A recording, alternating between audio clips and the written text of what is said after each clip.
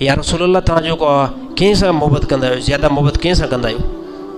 त अल्लाह जे नबी अकरम सल्लल्लाहु अलैहि वसल्लम फरमायो आयशा सां मोहबत कंदो आहे, आयशा सां मोहबत कंदो आहे। ऐं अहिड़ी तरह जेको उन साहिबी चयो त या रसूलल्लाह मां औरतुनि में नथो पुछां कयां, मां मर्दनि जे अंदरि पुछां थो कयां।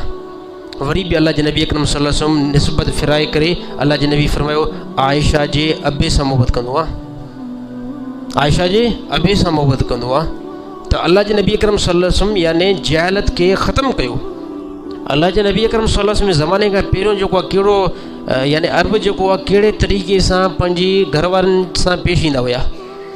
अल्लाह जे नबी खां पहिरियों जेको आहे अरबनि जे अंदरि इहो कल्चर हूंदो त अरब जेको आहे न पंहिंजी घरवारनि खे याने हक़ीर करे ॾिसंदा हुया, पंहिंजे घरवारनि खे हक़ीर करे ॾिसंदा हुया, उन सां का मोहबत न कंदा हुया। ऐं घरवारनि सां जाहिलियत जे ज़माने में मोहबत करण खे एब सम्झो वेंदो हुयो, एब सम्झो वेंदो हुयो। त एब जेकॾहिं को पंहिंजी घरवारी सां मोहबत करे थो न त इहो हिकिड़ो एब सम्झो वेंदो यार तूं पंहिंजी घरवारी सां मोहबत थो करे। जाहिलियत जे ज़माने में याने आशिका माई ते पंहिंजी माशूक का हिकिड़ी जीअं हिन ज़माने में ॾिसो गर्लफ्रेंड थी सघे थी, अञा हिकिड़ी सोली सिंधी में जीअं यार,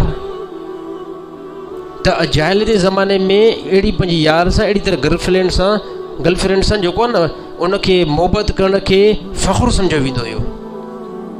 याने माण्हू पोइ तारीफ़ कंदा हुआ हुनजी, यार वाह तूं त यार वॾो को जेको आहे त बहादुर माण्हू आहे, तूं फिलाणी जेको औरत सां जेकी मोहबत करे थो, त इनखे जेको आहे अरब जेको आहे न जाहिलियत ज़माने में फ़ख़्रु सम्झंदा हुया। अल्लाह जे नबी फरमायो तव्हां में सभिनी खां बहितर माण्हू ॿुधायो मां, सभिनी मां तव्हांखे बहितर ॿुधायो मां? साहिबनि जो या रसूल ज़रूरु ॿुधायो। त अल्लाह जे नबी अकरम सल्लल्लाहु अलैहि वसल्लम फरमायो तव्हां में सभिनी खां भलो ॿुधायो कि भलो केरु आहे? त अल्लाह जे नबी फरमायो तव्हां में सभिनी खां भलो उहो आहे जेको पंहिंजी घरवारी सां बहितर हलंदो आहे, इहो तव्हां में सभिनी खां जेको आहे बहितर आहे।